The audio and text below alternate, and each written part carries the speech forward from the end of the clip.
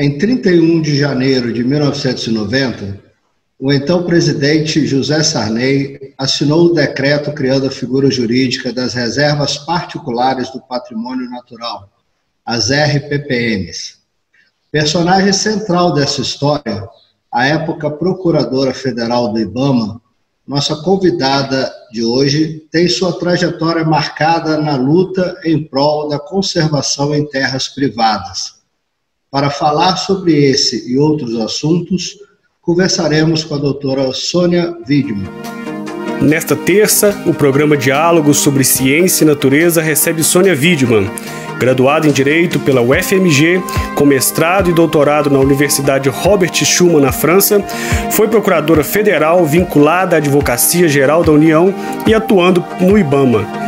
Na época, foi figura determinante e atuante para a elaboração do decreto que criou as Reservas Particulares do Patrimônio Natural, as RPPNs. Ambientalista, é referência nacional no direito ambiental, sendo consultora na Câmara dos Deputados. Sônia, prazer recebê-la. Muito obrigado por aceitar o convite. Eu que agradeço. Eu gosto muito de falar sobre o tema e estou às ordens para responder o que for preciso. Muito obrigado. Sônia, eu queria começar entendendo como você chega à área ambiental. Você se graduou em Direito e logo depois vai fazer mestrado e doutorado na França, já na área de Direito Ambiental e em parques nacionais. Isso em décadas muito importantes para o movimento ambientalista, décadas de 70 e 80. Você acha que foi exatamente esse período que te inspirou? Magela, eu me formei na UFMG, em Belo Horizonte, e logo na sequência, por influência do ministro da Agricultura na época, que era o Alisson Paulinelli, eu fui trabalhar com o INCRA, num projeto de direito agrário, na Transamazônica. Tá? E lá eu fiquei muito assustada com a devastação da Amazônia, a construção de uma estrada numa floresta que me parecia de uma extrema importância e que aquilo não podia continuar daquela forma, daquela devastação. Isso no início da década de 70, 1973, 1974. Então, tão logo eu voltei da Transamazônica, eu comecei a trabalhar no IBDF na época, porque não existia IBAMA ainda, com uma equipe que estava realmente lutando para criar no Brasil uma rede nacional de unidades de conservação. Então, eu trabalhei com a doutora Maria Tereza Jorge Pádua por muitos anos nessa equipe, e nessa década, no fim da década de 70, principalmente na segunda metade da década de 70, foram criadas inúmeras unidades de conservação federais, né? Porque na época nós trabalhávamos com o IBDF e tínhamos uma diretoria específica para isso, que era a Diretoria de Ecossistemas, e várias unidades de conservação foram criadas. E foi feito, inclusive, o plano de sistema das unidades de conservação no Brasil, que classificava as categorias de unidades de conservação. Mas aí não tinha nenhuma unidade de conservação particular. Todas eram públicas, né? E a partir daí, então, eu fui fazer o meu aconteceu o fato a oportunidade de fazer o mestrado e o doutorado na França. Então, eu fui para lá em 1981 e voltei em 86, onde eu fiz meu mestrado e meu doutorado em Direito Internacional do Meio Ambiente, que no Brasil não tinha ainda essa disciplina, não tinha direito ambiental, muito menos o Direito Internacional do Meio Ambiente. Então, meu doutorado foi um dos primeiros, talvez o primeiro, bem antigo, né? O primeiro da época, né? Na área do direito internacional ambiental. E voltando, aí já era 1980, não. Aí voltando ainda era o IBDF, tá? Até que com a Constituição de 1988, e nós continuamos esse trabalho. Quando eu voltei da França em 86, em 87, nós continuamos o trabalho do plano de sistema de unidades de conservação. E em 88, então, com o advento da nova Constituição Federal, surgiu, então, o capítulo do meio ambiente, todo dedicado à proteção ambiental, que repartiu essa responsabilidade de proteção ambiental entre o governo e a sociedade civil. Quando, no artigo 225, ele fala que compete ao poder público e à coletividade. E aquilo realmente, o professor Célio Vale, que era o diretor da DIREC, que era a Diretoria de Ecossistemas, aqui em Brasília, nós tivemos longas conversas, e ele falou, a coletividade, Sônia, só obrigações? Eu falei, vamos pensar sobre isso, e daí surgiu a ideia de realmente engajar os proprietários nos esforços de conservação por iniciativa dos proprietários rurais, né? Então, até então, o que eu lecionava muito, eu dava muito curso de direito ambiental para os chefes dos parques e das reservas, para os chefes das unidades de conservação, e o único documento que nós tínhamos era o Código Florestal, o nosso valente e antigo Código Florestal, que foi revogado em 2012, mas que tinha um artigo nesse Código Florestal que era muito interessante. Esse artigo 6º falava que o particular que quisesse, ele poderia gravar de perpetuidade a sua floresta não preservada, ou seja, aquela que não era nem APP e nem reserva legal. Então, ele poderia gravar de perpetuidade, e o mais interessante é que esse artigo, ele tinha 2 pontos interessantes. Era o gravame cartorial e a perpetuidade.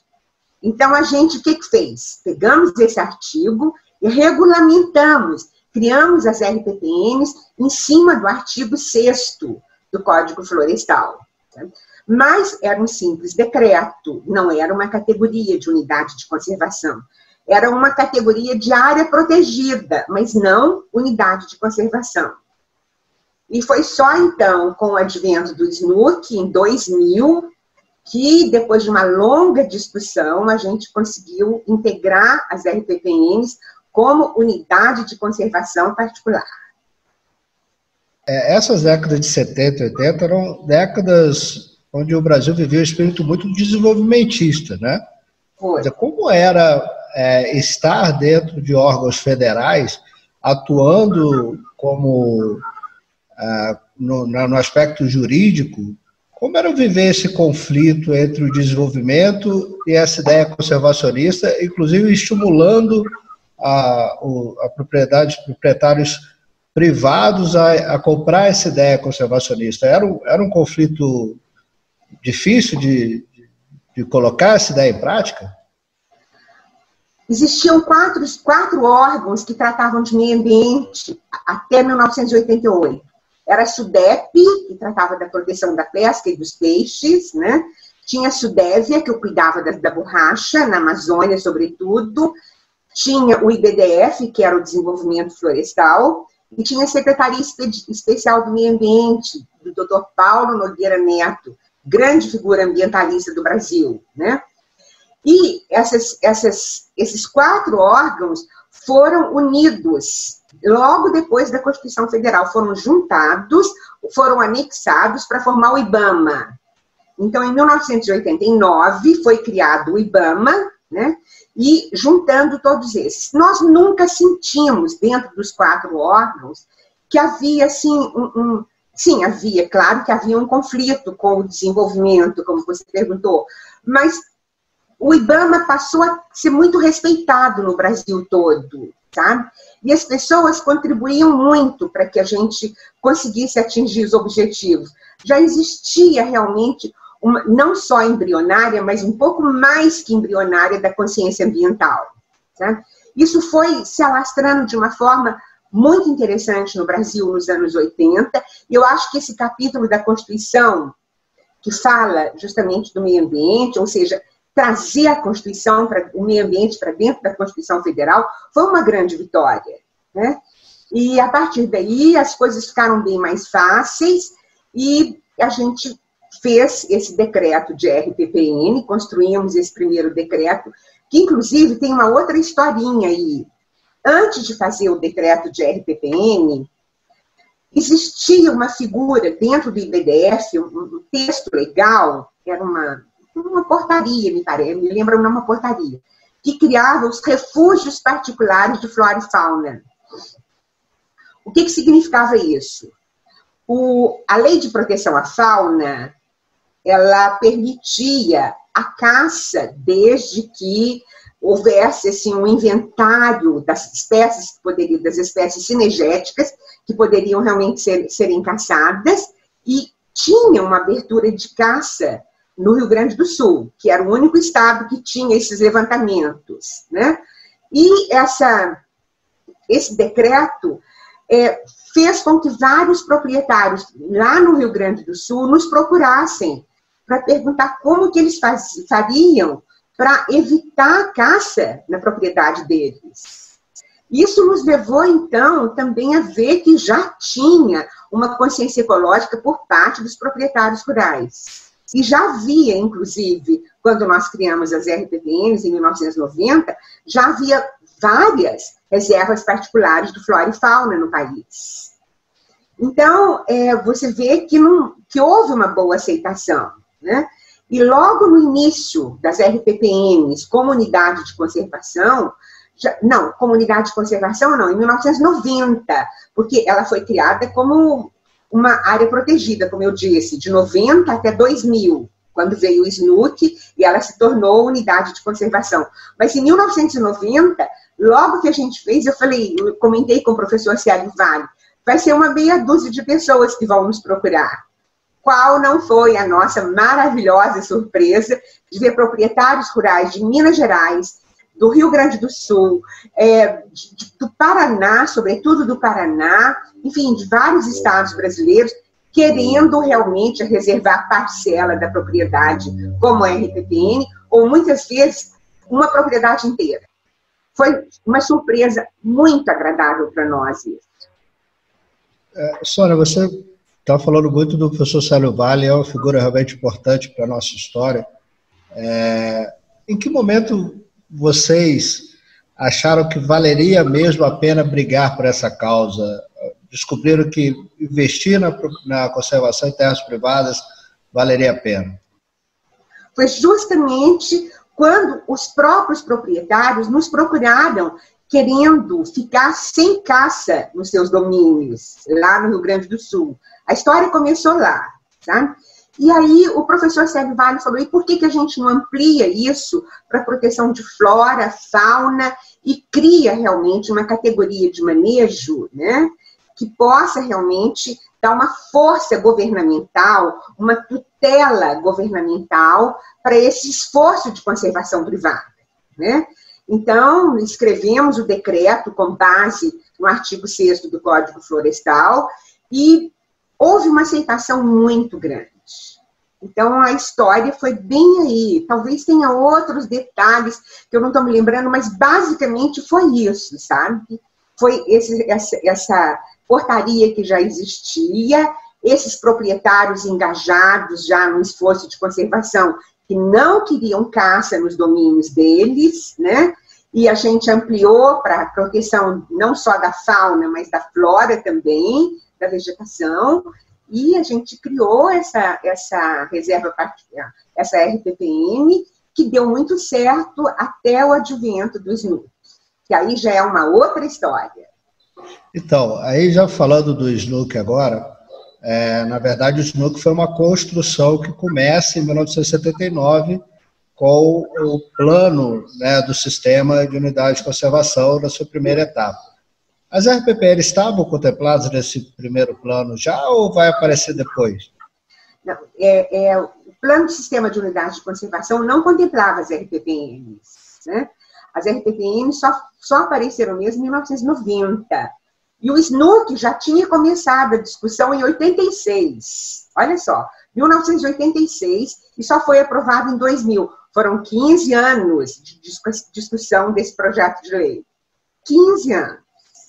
E nesses 15 anos, nós, em 2000, a gente incluiu realmente as RPPNs na discussão do projeto de lei. Elas foram incluídas, né?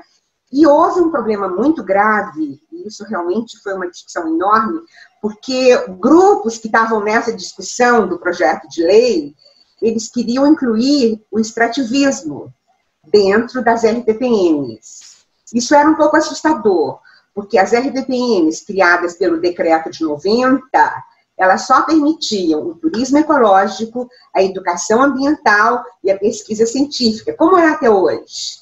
Ou seja, era de proteção integral. Só que, por força de vários grupos, foi colocado o extrativismo, com o grande perigo de se permitir o extrativismo mineral, por exemplo, dentro de uma RPPN, o que iria descaracterizar completamente os objetivos de manejo dessa reserva, né? Então, o que aconteceu? Nós lutamos, o projeto de lei foi aprovado com o parágrafo 3º do artigo 21, que falava em extrativismo. E isso nos assustou demais, porque realmente caía por terra todo o nosso trabalho de 10 anos, de 90 até 2000, né? Então, a gente, mesmo com o projeto de lei tendo sido aprovado assim, nós continuamos lutando nos vetos. E os vetos na Presidência da República, pela própria estrutura da lei, os artigos podem ser vetados, mas a estrutura da lei não pode ser modificada. Então, o parágrafo 3º de extrativismo foi vetado pelo presidente Sarney. Só que já estava na categoria de unidade de conservação de uso sustentável, porque tinha o extrativismo. Então, isso historicamente foi uma grande vitória, a gente conseguiu o veto do extrativismo, mas ficou uma figura estranha, ou seja, você tem uma RPPN, uma Reserva Particular do Patrimônio Natural, onde você tem só atividades de proteção integral, mas incluída no grupo de uso sustentável. Tudo isso por um problema de estrutura legal.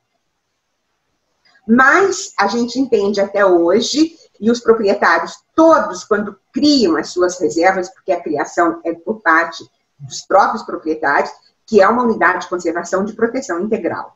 E assim como agora, a maioria dos Estados-membros da Federação, eles têm realmente a competência concorrente para poder criar, fazer a sua própria lei estadual de RPPN, vários estados brasileiros já estão colocando as RPPNs como de proteção integral.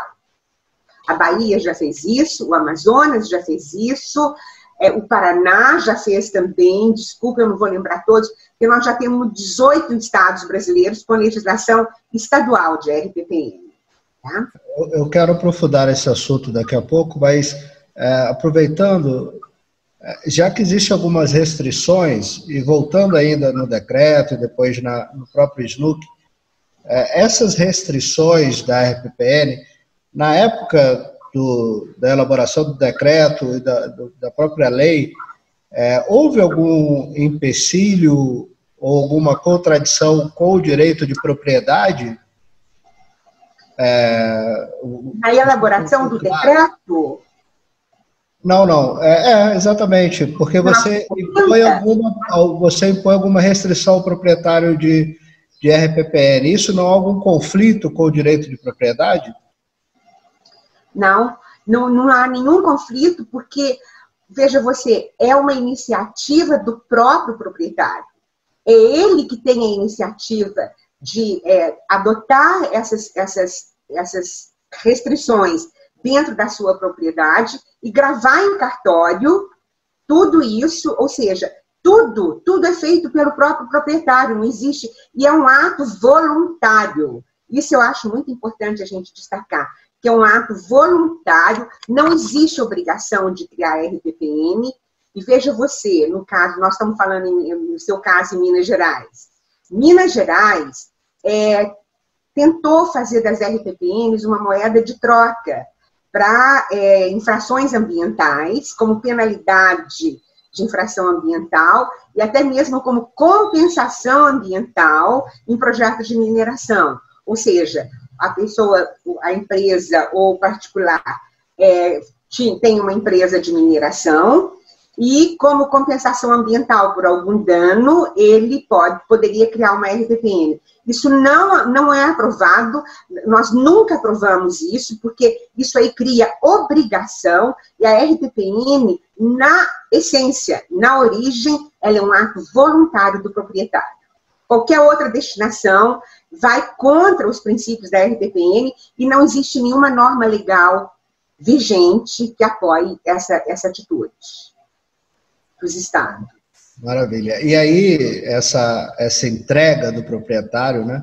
Existe um livro muito bacana, Minha Terra Protegida, no qual os donos de RPPN contam suas histórias, né? O que motivou criar as RPPNs, e quase sempre são histórias de amor à natureza, né? E é muito comum as pessoas nos perguntarem, né, qual é a vantagem que o produtor rural tem em criar RPPN? E a gente fica sempre citando aquelas vantagens, isenção de impostos e tal. Mas, no final das contas, acaba sendo sempre uma história mesmo de amor e de sentimento de doação e conservação, né? Ou existe alguma outra vantagem? É muito interessante, porque, coincidentemente, Magela, ontem está tendo um programa no YouTube, Terças Sustentáveis. E ontem teve um proprietário presente, o Bernardo Ferrer, e ele falou como proprietário de RPPN. A fala dele foi muito gratificante, porque ele não só fala no esforço de conservação por parte da comunidade, por parte dos particulares, por parte dos proprietários rurais, como também ele fala de uma forma muito interessante no benefício de saúde que aquela reserva proporciona para as pessoas, tá?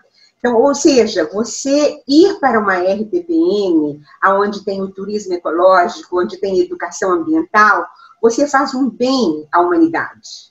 Porque realmente é sempre uma alegria você ir passear numa RPPN. Então, é sempre uma alegria você receber do proprietário e ver que o proprietário quer contribuir para que esses esforços de conservação se reflitam na saúde humana. Então, hoje, em tempos de pandemia, eu acho importante a gente falar isso, né? Mas, realmente, as RPPNs não podem ser um ônus pesado para o proprietário. Tem que haver o que nós chamamos a vontade do proprietário de integrar nos esforços de conservação. Essa manifestação expressa da vontade é a única obrigação legal. Ele não, depois que ele manifesta a vontade dele, não existe obrigatoriedade que ele não vai cumprir, porque ele já está ciente de que ali dentro não pode desmatar, não pode ter extrativismo, não pode ter caça, e ele vai realmente proteger aquela área para o turismo ecológico, para a educação ambiental, para a pesquisa científica e para a saúde humana, né? E em Minas Gerais mesmo, a gente tem assim, um número enorme de RPPNs. Tem uma bastante emblemática, que é em Aimorés, que é do Sebastião Salgado, que era uma área totalmente desmatada, o que nos causou um pouco de medo de criar uma RPPN numa área que não tinha uma floresta, uma floresta viva, né? Mas ele se comprometeu a reflorestar tudo, a fazer um projeto, que é um projeto maravilhoso, que é uma coisa que só tem elogios de todas as partes do planeta, né? E hoje nascentes voltaram a brotar lá na reserva, na RPPN do Sebastião Salgado, e nós temos, assim, como dele, nós temos vários exemplos no Brasil inteiro de RPPNs que são modelos de conservação e que realmente fizeram a natureza voltar a ser produtiva, a ser saudável e a contribuir realmente com os esforços de conservação. Ainda falando desse livro, que eu particularmente gosto muito, conheço muitos proprietários de RPPN, são amigos e frequento muitos.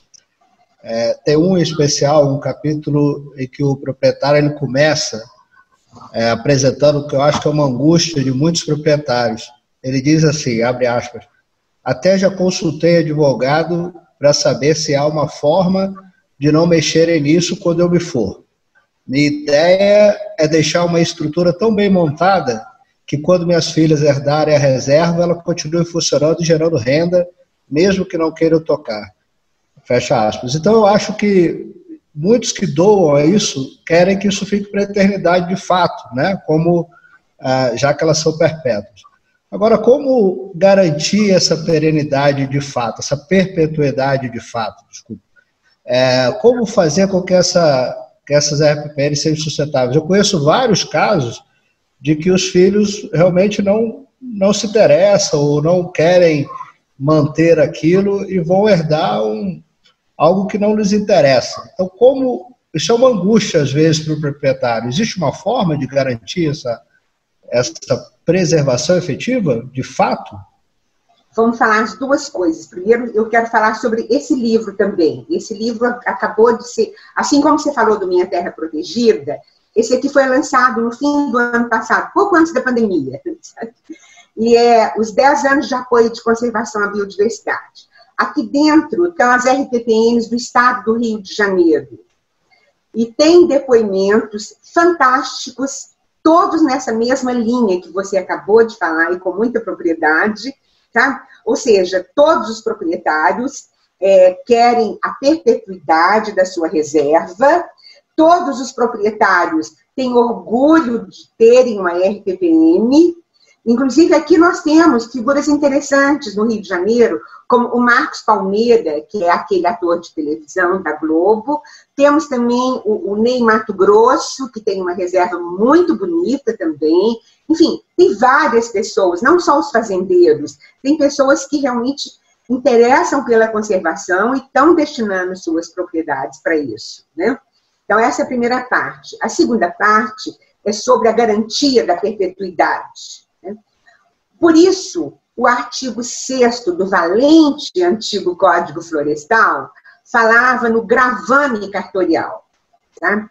O que significa isso? Quando o proprietário cria a RPPN, ele tem o título de propriedade e ele faz uma verbação à margem daquele título de propriedade nos livros cartoriais, que é aquela reserva particular do patrimônio natural tem essa categoria de reserva particular ad perpétuum, ou seja, para sempre. Então, o que acontece quando os herdeiros, os compradores, os herdeiros, os que receberam por doação, ou seja, venda, doação, herança, todas essas formas de aquisição de propriedade privada, eles são obrigados, porque naquela verbação cartorial, quando eles comprarem, quando eles herdarem, ou como eles receberem a doação, vai vir uma propriedade com ônus cartorial para eles. Então, se eles não quiserem, eles podem vender para quem queira. Se eles não quiserem, eles podem, por exemplo, no caso de herança, eu sou um proprietário de RPPN e tenho 4 herdeiros. Então, eu posso dividir a minha RPPN em 4, mas serão 4 áreas protegidas ad perpétuum. Não tem como cancelar esse registro de perpetuidade. Pelo menos dentro da legislação, dentro do arcabouço legal que rege a lei brasileira de direito de propriedade, a partir do momento que você grava de perpetuidade o que se pode, o que não se pode fazer dentro de uma área, isso aí não é imutável. Então, os herdeiros, os donatários e os compradores vão sempre receber uma reserva. E é curioso, eu conheço casos, por exemplo, de sócios que criaram uma RPPN e discordam da forma como gerenciar e hoje não conversam mais, imagina. E essa RPPN não pode ser dividida, não é isso? Nem isso pode acontecer, né? Ela pode ser dividida. Ela pode ser dividida, mas ela é dividida. Pode ser? Ela pode ser dividida, por exemplo, 3 herdeiros herdam uma RPPN. Ela pode ser dividida em 3 escrituras públicas, tá? mas cada escritura permanece com a verbação do ônus ad perpétuum. São 3 RPPNs. Ela pode ser dividida, mas ela não perde a característica de perpetuidade. Uma dúvida que sempre aparece, que é bastante curiosa, uma RPPN ela pode ser desapropriada para se transformar numa unidade de conservação federal, estadual ou municipal? Aí já é um outro ponto interessantíssimo. São ótimas as suas perguntas, Magela. Por exemplo, ela pode ser dada como garantia de dívida, ou seja, ela pode ser hipotecada, tá? Desde que tenha anuência do credor hipotecário. Por exemplo, eu tenho uma dívida com um credor, eu tenho uma RPPN e quero dar a minha RPPN como garantia da dívida. Eu posso dar essa RPPN como garantia de dívida, mas tem que ter a anuência do credor hipotecário para ele saber que ele vai receber como pagamento da dívida uma reserva, tá? Na qual ele não vai poder mexer, que ele vai ter que permanecer, ele vai receber um ônus de cuidar de uma reserva particular, de uma reserva florestal, uma reserva ambiental, né? A RPPN não tem tamanho mínimo nem máximo, tá? Por isso que ela pode ser subdividida. Eu me lembro muito, falando mais uma vez no professor Célio Vale, ele falava assim, gente, não tem tamanho mínimo de proteção ambiental, tá? Qualquer área pode ser criada, pode ser protegida, desde que ela tenha realmente um ecossistema representativo, né? Então, hoje a gente tem a RPPN do Pantanal, da Amazônia, da Floresta de Araucária, do Cerrado, da Caatinga, né? Nós temos todos os ecossistemas representados. Os banhados do sul estão representados. Enfim, todos os ecossistemas estão muito bem representados. Então, as pessoas, quando você, por exemplo, faz uma RPPN de Caatinga, ela vai ser uma RPPN de Caatinga o resto da vida dela, né? Para sempre, ad perpétuum, como é escrito no cartório, ad perpétuum, no velho e bonito latim. Desculpa, a minha pergunta é assim, se o governo federal vê numa área onde existe uma RPPN a possibilidade de criar um parque nacional, ele pode desapropriar e incorporar aquela área ao parque nacional? Olha, essa pergunta é bem atual. Recentemente, o Parque Nacional da Chapada dos Veadeiros teve uma enorme ampliação. E nessa área de ampliação, porque a Chapada dos Veadeiros é um parque nacional circundado de RPPNs. E nessa área de ampliação, tinha uma RPPN, muito bonita, por sinal. O que aconteceu? O decreto de ampliação excluiu essa área, que ficou sendo, assim, uma área bem, assim, encravada dentro da área de ampliação, mas não é Parque Nacional, é RPPN. Mas a lei permite, sim, que você pode desapropriar uma RPPN para ampliação de unidade de conservação. Ou seja, ela não pode ser desapropriada para pastagem, para gado, para nada, mas para ser unidade de conservação, normalmente para dar um upgrade na conservação, né, nos esforços de conservação, ela pode sim ser desapropriada. Mas ela pode também, como aconteceu agora, ser excluída da área de ampliação e continuar como uma RPPN dentro de um parque nacional. Tem gente que discute muito o nome RPPN, essa sopa de letrinhas, né? E por quê? Os outros se fala Parque Nacional, Reserva Biológica. Por que RPPN? É porque nós queremos aí dar a ideia de patrimônio, não no sentido de monetário, financeiro, mas justamente de perenidade. Patrimônio aqui significa a perenidade, a criação e a proteção para sempre, ad perpétuum. Sônia, uma das características que marca as RPPNs brasileiras é a perpetuidade, já falamos um pouco sobre isso. Reservas particulares de outros países não têm essa característica, elas podem ser criadas por um certo período, né, e isso pode ser revisto. Existem críticos no Brasil que dizem que a perpetuidade acaba por afastar o interesse de muitos proprietários em criar suas reservas, exatamente por ter receio dos seus herdeiros, né, sobre o que pensariam sobre isso. Você acha que a perpetuidade, de fato, se não existisse a figura da perpetuidade, nós poderíamos ter mais reservas particulares no Brasil? Você tocou no ponto dos outros países. Isso é muito importante. O Brasil realmente tem uma RPPN, uma reserva particular muito peculiar. Porque nos outros países, por exemplo, a Suíça, pequenininha daquele jeito, tem muitas reservas particulares. Tá? A França tem também. A Alemanha, e na Alemanha é bem curioso, porque são os pescadores que quiseram proteger grandes áreas para continuar a pescar, porque a pesca estava acabando lá. O Canadá tem porque você sabe que no Brasil tem a reserva legal e a APP, que são figuras bem brasileiras no direito ambiental, né? Mas o Canadá tem as reservas ripárias, que é um tipo de APP, são a proteção marginal das áreas, né? E no caso, por exemplo, do Brasil, nós temos a legislação ela é bastante rígida, no caso das RPPNs. Mas veja você, o que eu defendo sempre é que a RPPN é uma categoria de reserva privada.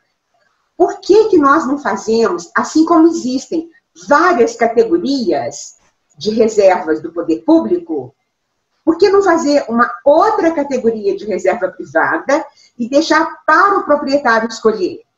Ou seja, ele faz uma RPPN, que é uma reserva de proteção integral, ou ele pode fazer um outro tipo de reserva que admite mais usos e que seja temporária. É só criar essa outra categoria de manejo.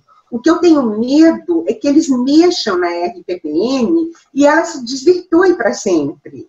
Então, nós podemos ter, assim como você tem a rede de reservas públicas, você pode ter uma rede de reservas privadas.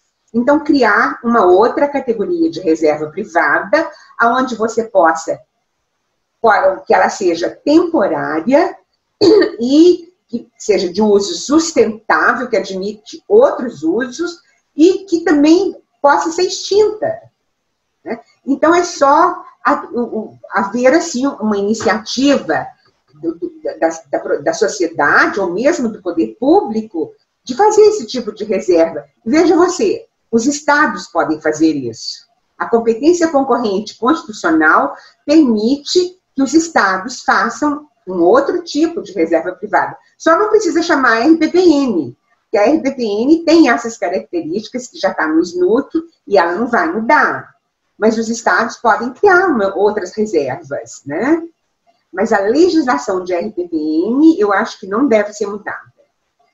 E uma coisa muito interessante que eu observo, eu viajo muito pelas RPPNs todas. Todas não, claro, muitas das RPPNs. São 1.600 hoje no Brasil, né? Então, veja você, todos os proprietários que eu converso, nenhum deles quer mudar nada na legislação. Eles querem continuar com o turismo ecológico, com a educação ambiental, com a pesquisa científica, com a perpetuidade. Então, eles não querem que ela mude, porque eles querem contribuir realmente para a preservação ad perpétuo. Outro debate que nós já introduzimos também, queria aprofundar um pouco mais, é sobre o fato dela, na prática, ser de proteção integral. Esse debate foi forte sobre exploração ou não dos recursos naturais. Você comentou um pouco sobre a possibilidade de estados criarem alguma de uso sustentável. Na verdade, o Sistema Estadual do Amazonas já fez isso, né? Criou a reserva particular de desenvolvimento sustentável no seu sistema estadual. Alguns também existem críticos que dizem que essa reserva particular de desenvolvimento sustentável, principalmente na Amazônia, pode ser um estímulo à grilagem de terras. Você acha que isso é, de fato, um risco? Por incrível que pareça, fui eu que fiz a legislação do Amazonas. Desculpa, na verdade eu quis falar que o risco à grilagem de terra, não. Eu quis falar o risco à legalização de terras griladas. Entendi, eu entendi direitinho. Eu escutei. Foi eu que fiz essa legislação lá do Amazonas. E isso aí foi realmente uma solicitação, uma reivindicação de muitos órgãos ambientais lá do Amazonas. Por quê? Porque a ocupação fundiária do Amazonas é muito complexa. Os títulos de propriedade lá, você tem centenas, dezenas, você tem milhões de hectares sem titulação naquele estado, porque realmente a regularização fundiária ainda não foi feita, ainda não foi completada lá naquele estado. Então, os títulos de propriedade, eles têm uma validade muito duvidosa, porque você sabe que o título de propriedade é a principal exigência para se criar uma RPPN. A pessoa tem que ter um título de propriedade com limites bem definidos, as exigências de titulação são enormes. Você tem que ter realmente todo o perímetro bastante definido da sua área, sem conflito de vizinhança. Então, não é o caso do Amazonas. O Amazonas realmente tem uma situação muito diferente. E lá nós temos uma enormidade de reservas de desenvolvimento sustentável, de RDS, que é uma outra categoria de manejo pública. Então, como tem muita população tradicional dentro dessas propriedades que não estão ainda legalmente constituídas, essa RDS, ela existe fora ela existe como uma categoria do SNUC, mas dentro de uma RPPN lá, e essa RPPS, como é que é? Reserva Particular do RPDS, ela pode sim ter populações tradicionais dentro dela, e eu não acredito que seja assim um incentivo para a grilagem. Não foi o que a gente ouviu lá das comunidades, e muito pelo contrário, eles fizeram, mas o que a gente percebeu é que até hoje, a lei já tem quantos anos? 9 anos ou mais? Tem mais. Aí eu não me lembro quando foi que a gente fez aquela legislação. Mas até hoje, só uma RPDS foi criada. Só uma. Né? É muito difícil criar, porque você precisa, de qualquer forma, do título de propriedade. Só não tem a exigência de que não tenha pessoas dentro, né? E lá você aceita as comunidades dentro da reserva. É um modelo que eu não sei se vai dar certo, mas foi uma tentativa e vamos ver como que vai evoluir, né? Eu acho que a gente tem que dar mais tempo para a evolução dessa proposta. A situação do Amazonas realmente é muito peculiar, muito peculiar. Os títulos fundiários ali são altamente questionáveis, né? É difícil você ver um título realmente que tem uma correspondência ad corpus e ad mensuram, ou seja, o que está escrito no título não é o que você encontra no campo. Então, isso agora facilitou muito com o CAR, com o Cadastro Ambiental Rural, e todos esses dispositivos mais novos agora de regularização fundiária, ficou muito mais fácil você identificar as áreas, mas os conflitos de limites ainda existem, né? Existem e não são poucos. Maravilha. Por exemplo, no caso dos caiçaras, que são as populações ribeirinhas ao longo da costa brasileira. Esse é um outro problema interessante, porque, por exemplo, nós temos os terrenos de marinha, onde não tem títulos de propriedade. O que tem são os títulos de aforamento, né? Então, a pessoa tem aquele aforamento que é temporário, mas é temporário por 40, 60 anos, o aforamento, né? Então, no caso das ilhas, a gente sabe muito bem que isso existe. São aforadas e ao longo da costa brasileira, nos terrenos de marinha, nos terrenos que são terras públicas, existem formas de titulação. Então, a gente nunca criou RPPN nessas áreas, nunca, porque não tem como você criar, né? Como que você vai criar uma RPPN numa área que o título de propriedade não está com o proprietário, ou está sim com o foreiro, né? E daqui 40 anos, quando acabar? Ah, mas vai passar para os herdeiros.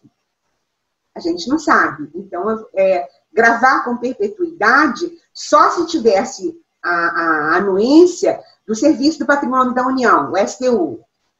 E a gente conseguiu, acho que em 2 ou 3, não mais que isso. Né? Então, a ideia é realmente não incluir essas áreas costeiras como RPPN, porque ainda é bastante complexo. E tem ali as populações caiçaras, os pescadores, que precisam realmente daquele recurso, então é difícil a gente criar uma unidade, uma RPPN ali. Muito bom. Eu queria falar um pouco agora sobre incentivos econômicos que alguns estados criaram, como o ICMS ecológico, que é um instrumento que alguns estados possuem, né, para estimular a criação de áreas protegidas nos seus municípios, né? E as RPPNs acabam contribuindo com a arrecadação desses municípios. Alguns municípios, inclusive, acabam sendo altamente dependentes da arrecadação do ICMS ecológico. No entanto, não são raros os municípios que sequer reconhecem a existência de RPPNs nos seus limites. E as RPPNs acabam não recebendo nenhum benefício em contribuir com a arrecadação por parte desse ICMS ecológico. Isso não é uma injustiça, de certa forma? Olha só, esse problema, as RPPNs hoje, elas são criadas pelo Poder Público Federal, Estadual e Municipal. Nós temos hoje no Brasil uma enormidade de municípios, eu acho que são mais de 30 municípios que têm uma lei municipal feita pelo prefeito e pelos vereadores de RPPN municipal. O município de Curitiba, no Paraná, tem uma enormidade de RPPNs municipais. O município de Belo Horizonte tem RPPNs municipais. E tem alguns municípios menores, como Varriçai, que é uma cidade do interior do Rio de Janeiro, que o prefeito não só isentou do IPTU essas áreas municipais, como criou o pagamento por serviços ambientais como incentivo. Então, os incentivos, que é realmente um tema muito importante para as RPPNs, começa por aí. É preciso realmente que tenha vontade política, como tudo, né? Tem que ter vontade política. Mas, no caso, por exemplo, dos incentivos, vamos ver. Hoje, o incentivo único que existe, e não é muito, é a isenção do ITR, do Imposto Territorial Rural. Nós estamos agora com um projeto de lei no Congresso Nacional que visa justamente isso, aumentar os incentivos para as RPPNs. Então, além do ITR, você falou principalmente você me perguntou qual... do ICMS ecológico. O ICMS ecológico, inclusive, foi essa destinação do ICMS ecológico para as RPPNs, foi um grande colega nosso do Paraná que escreveu muito sobre isso, o Wilson Loureiro. E, realmente, seria quase uma obrigação do município de repassar isso para as RPPNs. Seria quase uma obrigação, porque elas contribuem com a produção de água, elas contribuem com a proteção das nascentes, elas contribuem enormemente para uma série de benefícios ambientais, né, do município. Inclusive, já tem ações na justiça de proprietários de RPPN que entraram na justiça para receber o PSA do município e comprovando o benefício da área para o município, inclusive quantificando esse benefício. Isso realmente dá para fazer isso, certo? Agora, eu acho que se a gente colocar na lei mais incentivos, seria muito melhor. Então, o projeto está em andamento aqui no Congresso Nacional e que vai permitir, inclusive, coleta de sementes. Isso foi uma grande discussão, porque tem gente que fala, mas coleta de sementes é extrativismo. Então, nós conversamos com especialistas em sementes e eles nos comprovaram que, isso com certeza você sabe muito melhor que eu, que a coleta de sementes que não prejudica em nada se ela é feita dentro de um plano de manejo e numa quantidade que realmente não compromete aquela árvore ou aquela planta produtora de sementes. Então, isso eu acho que seria muito importante. E mesmo a produção de mel. Tem uma RPPN na Caatinga que está fazendo um trabalho maravilhoso de proteção de abelhas nativas. E, nesse caso, eles estão produzindo um mel maravilhoso. São abelhas nativas, abelhas sem ferrão, que existem ali naquela RPPN. Por que não protegê-las? E por que não produzir o mel, que é uma coisa que é da natureza da própria região e da própria área? Então, temos que aumentar esses incentivos, né? Temos que criar mecanismos de repasse de ICMS ecológico para os municípios, todos onde tem RPPN, sejam elas estaduais, municipais ou mesmo as federais, né? Criadas pelo Poder Público Federal. O que a gente precisa realmente é isso, aprovar esse projeto de lei, mas é interessante que ele passa na Comissão de Agricultura, ele passa na Comissão de Meio Ambiente, quando ele chega na Comissão de Economia, lá dos congressistas, aí não passa de jeito nenhum, porque deixa de arrecadar, então aí é complicado, sabe? Mas não vamos desistir, a gente continua lutando. Você está falando do projeto de lei 784 de 2019, é isso que propõe avanços na gestão e manejo, criação, gestão e manejo das RPPN. Mas esse projeto de lei, ele começou efetivamente em 2015. Aí ele foi arquivado em 2017 e agora ele foi ressuscitado e tomou esse novo número, mas os termos deles é o mesmo de 2015. Olha só, já tem 5 anos que a gente está lutando por isso aí.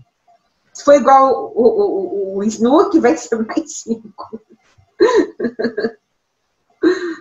E aí você falou da questão de uma das vantagens seria a questão da coleta de sementes, né? Que daria essa outra característica.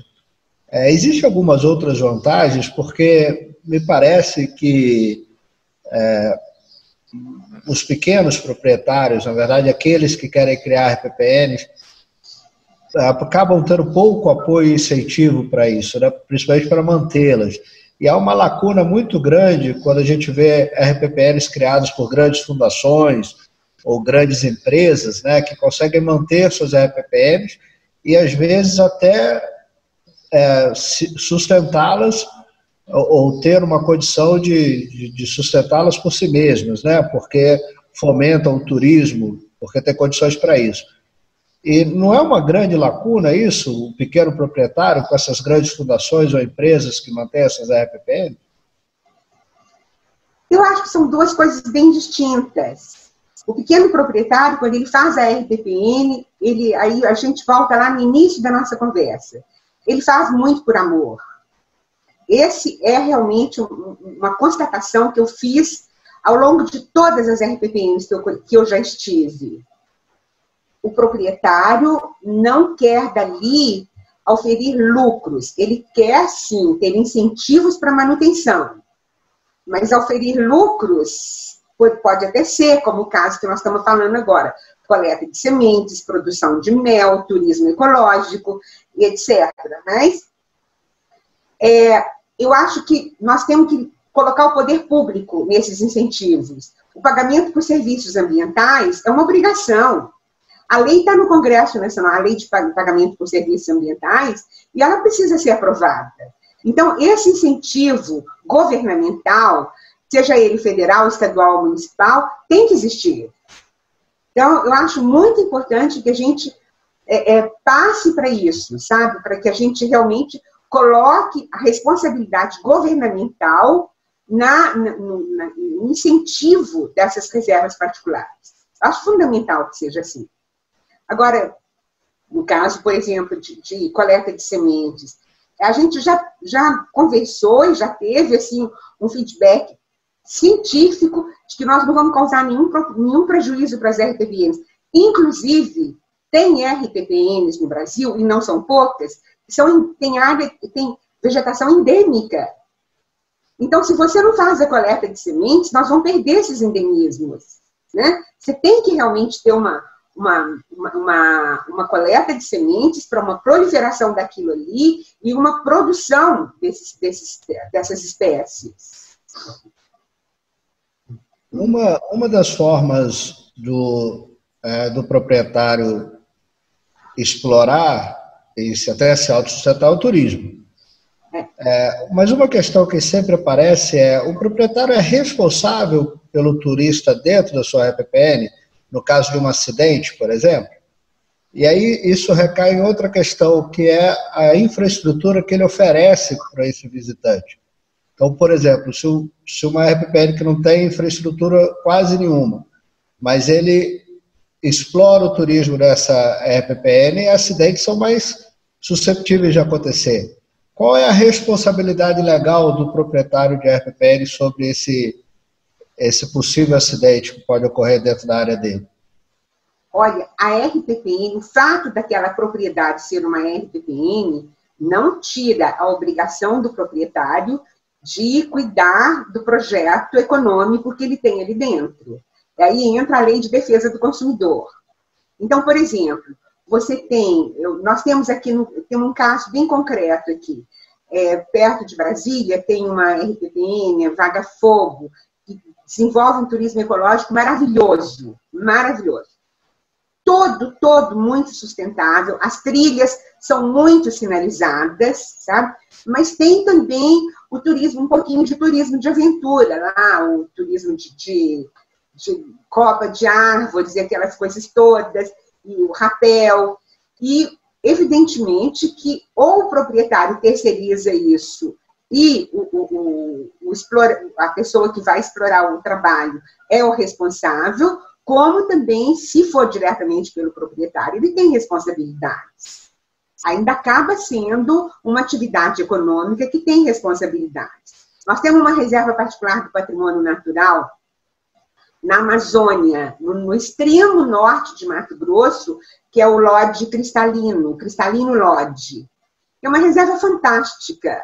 É pura floresta amazônica, com castanheiras datadas de mais de 600 anos.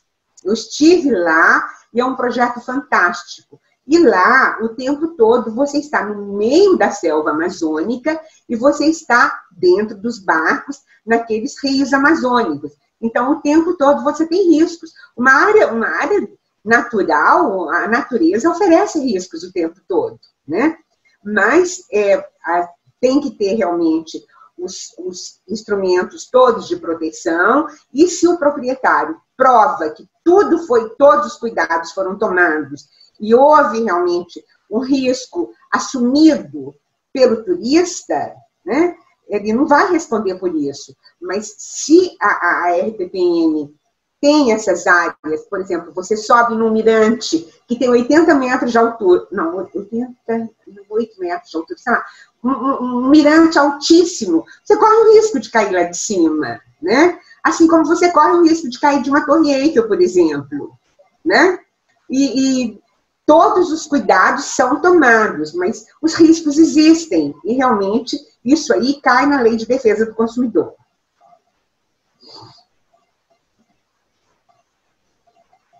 Nesse sentido, existe hoje no Brasil, tem se estimulado as trilhas de longo percurso que passam por várias áreas, e isso independe, às vezes, do proprietário. Porque me parece que existe um projeto de lei aprovado, 7.468, não sei se você conhece, de 2017, que permite que os usuários atravessem propriedades privadas ao longo de suas caminhadas e tal. Isso exime o proprietário de responsabilidades? Exime. Isso exime. Porque aí se a pessoa assume o risco. Né? Porque ele não está entrando numa área que tem um turismo explorado por aquele proprietário. Ele simplesmente é um transeunte, ele está passando. Né? Aí não tem realmente, ele não pagou ingresso, ele não está ali por conta do proprietário, o proprietário não assume essas obrigações. Maravilha, Sônia. Nosso tempo sempre passa muito rápido quando a conversa é agradável, mas eu queria terminar com uma reflexão sua. Eu vi que você homenageou os donos de RPPN com um poema em que você dizia que há uma beleza infinita na harmonia das coisas. Esse momento que essa harmonia está sendo afetada?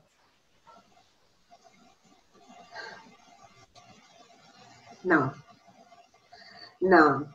Eu diria para você, eu não sei se quando você chega na minha idade, você começa a olhar as coisas com uma outra visão. Mas o discípulo perguntou para o mestre, mestre, qual é a diferença entre gostar e amar?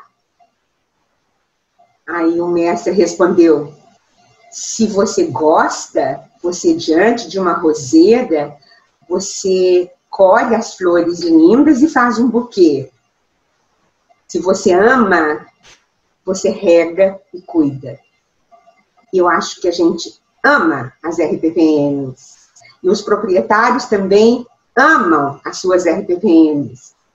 E eu tenho certeza que eles estão regando, cuidando e regando não só a área, mas a alma de todos nós. Eu tenho um grande respeito por cada um dos proprietários de RPPN desse país, porque eu sou de origem rural, eu nasci em Lavras, em Minas Gerais, e fui criada numa fazenda, e eu me lembro como se fosse hoje, eu cavalgando com meu pai, e vi uma série de arvorezinhas, assim, uma junto da outra, no meio de uma pastagem. Eu perguntei para o meu pai, ué, papai, você plantou essas árvores aqui no meio do pasto, para que isso? Ele falou, não, filha, não fui eu. Foi a vaca que foi passando, e nas fezes das vacas, que vai uma atrás da outra, nasceram essas frutinhas, cujas sementes caíram ali naquelas fezes. Ele falou, olha, como é que chama essa árvore? Ele falou, lobeira. Eu falei, ué, mas nas vacas tinha que chamar vaqueda. Por que lobeira? Falou, não, porque antes das vacas, quem vivia aqui eram os lobos. Aquilo doeu muito fundo, sabe? E desde então, eu queria muito que os lobos voltassem para as áreas deles. E uma alegria enorme foi quando eu estive no Caraça e vi os lobos voltando, e estão voltando, e nos parques nacionais e nas RPPNs de Minas Gerais, está cheio de lobo-guará. Bem-vindo, lobos, para a terra de vocês. E bem-vindo nós para poder admirar esses lobos e fazer uma grande reverência a todos eles. Sônia, muito obrigado. Para mim foi uma honra e uma felicidade conversar com você. Espero que você tenha gostado. Que coisa boa. Muito sucesso para você e no seu trabalho. Eu acho importantíssimo isso, né, no meio acadêmico. Muito importante. Obrigado.